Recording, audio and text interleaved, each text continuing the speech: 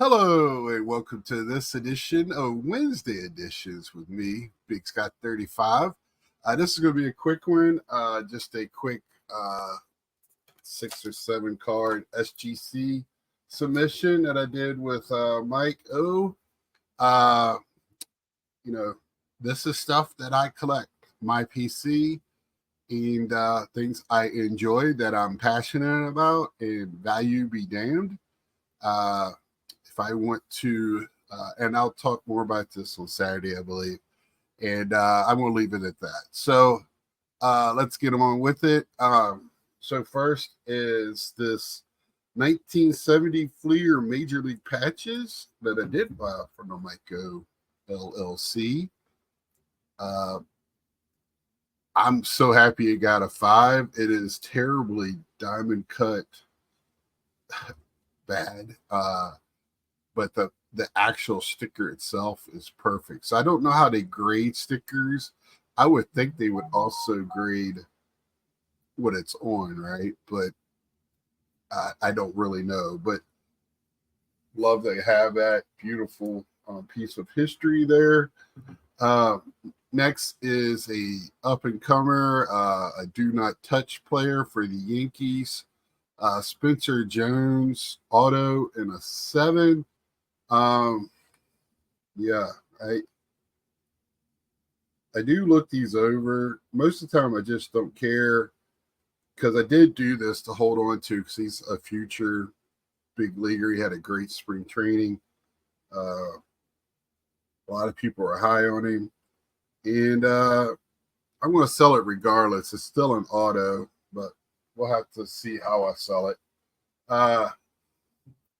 And just it's just easier to sell stuff that's graded, because it takes out a lot of questioning, or it could create questioning even more. This one here, Satchel Paige, 9.5. On this, I get killed on the living set.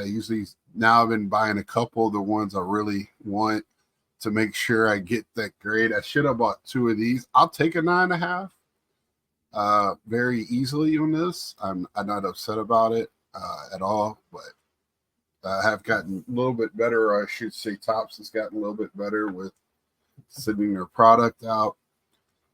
Evan Carter, 9.5. And on these living set, I usually get whatever rookie. If it's a better rookie, I'll pick it up. Or if it's a veteran player that's in the league that they did one of because he changed teams or whatever, he's got to be like somebody that like I collect, like Pete Alonso. And then the veterans, you saw like Satchel Paige. That's a beautiful card.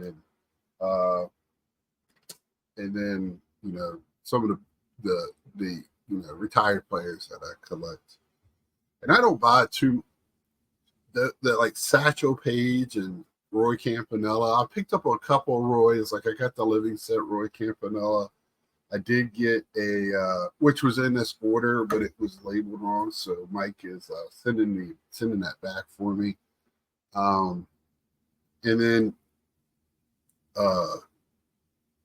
I usually buy their playing days and just stick with that. I don't go after stuff that's done here. I just don't need it in my PC. I want their playing day stuff, not the. I do that with Clemente as well. But if I open a pack and it's in there, I usually keep it. So that's how it is with that. Bobby Witt Jr. This one so now what I'm doing, instead of listing stuff on eBay before I leave for the National, I'm going to take stuff with me for trade and work that way. I'm very tentative on that, but I've been with Mike enough and seen how it works, and been with other people as well. I always like to watch, just see how it works. So what I'm going to do is I'm going to be like the vendor, and I'm going to try to have these all pre-priced before I go, so that way it'll help me out. I'm 52. I have done trades in the past, but usually I'm much easier. I'll just sell you a card and buy cards. That's just how I work. Uh, I don't know. It's just my brain. I don't know. With trading, I'm a little tentative. But this is one Bobby Witt Jr. rookie.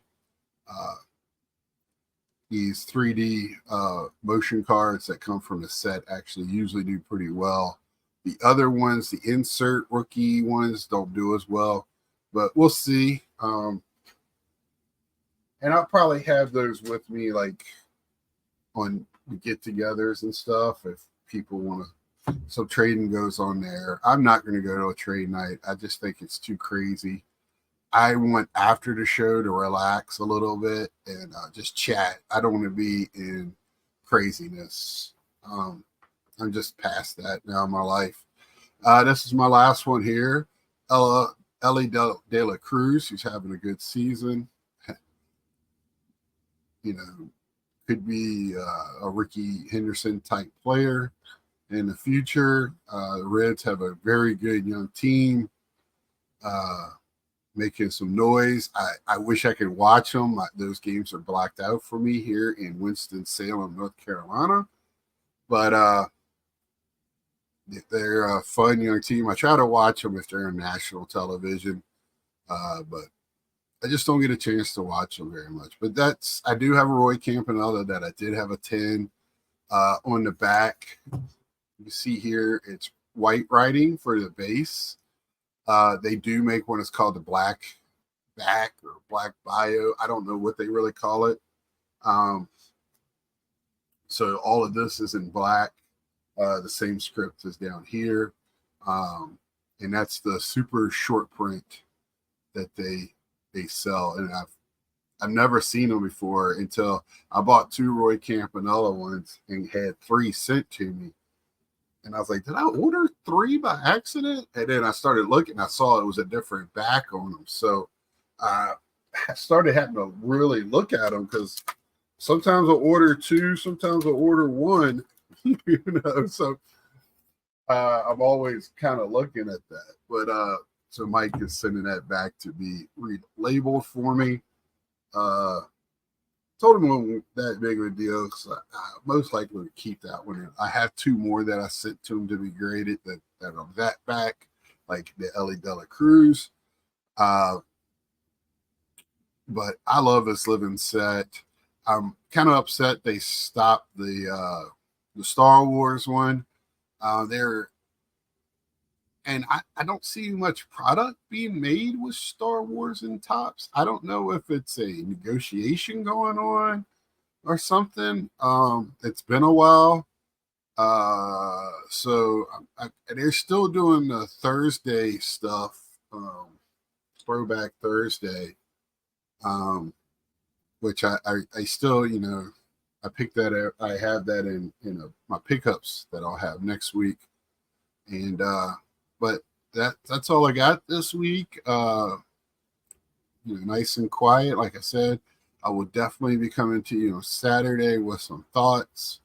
I'm going to do, I've never done this. I'm going to do a response video that I didn't know about while I was doing Hobby Palooza. I didn't see all the shows. I saw a handful. And I knew I wanted to go back because I really like the person that's on there. And they do a great job. But I was pointing out some things I agree and some things I vehemently disagree with. So that'll be coming Saturday, but it's going to be done in a grown-up manner. So don't be looking for me to be cussing unless I get too wound up on myself. But yeah, so if you did watch me and Mike or on Mike's Mike's Hobby Palooza with me and him, I was wondering where some of what he was saying was coming from and how fired up he was. Usually I know beforehand at that time, kind of, and if I knew, I would have done differently. I would have been different on that hour. I would have showed different cards. But because it's crazy to me how that one episode, and it's also a little upsetting that nobody has said anything. But I'll talk more about that on Saturday. Until then, like, share, tell a friend. Until next time, see ya.